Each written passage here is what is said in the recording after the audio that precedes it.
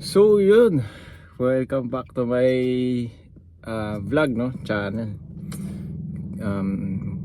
Meron tayo ngayon bagong pyesa. Hulaan nyo kung ano. Siyempre LED bulb, no, lupit. Lakas nyan.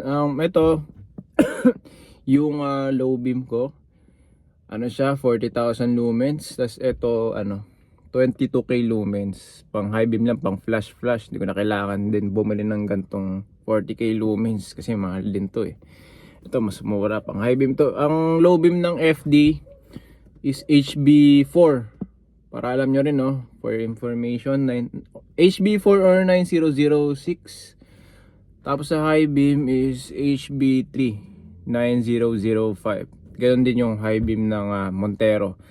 Tapos yung fog lights naman natin is H11, pero di pa ako bumibili. Next time na yan. So yun, simula, pakita ko sa inyo. Try natin kung kaya kong i-install, no. Medyo nahihirapan pa ako kasi ano, medyo masikip yung gilid, fender. Kaya yung pakita natin sa inyo. Ito, may fan siya, no. Tapos ito yung canvas. So canvas, hindi canvas, canvas. Pang decoder, something like that, mga ganun. Tapos ito yung fan ng bulb. Okay, mukha siyang malakas tignan natin mamaya. So okay, so yun, napakita ko na yung bulb. So ito yung itsura ng stock halogen bulb. Yan.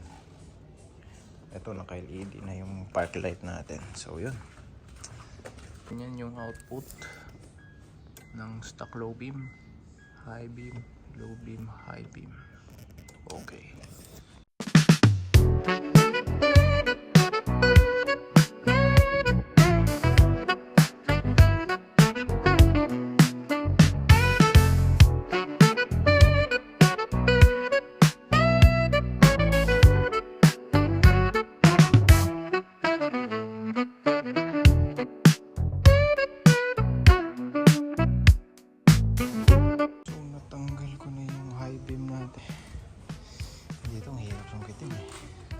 Ang daming tama,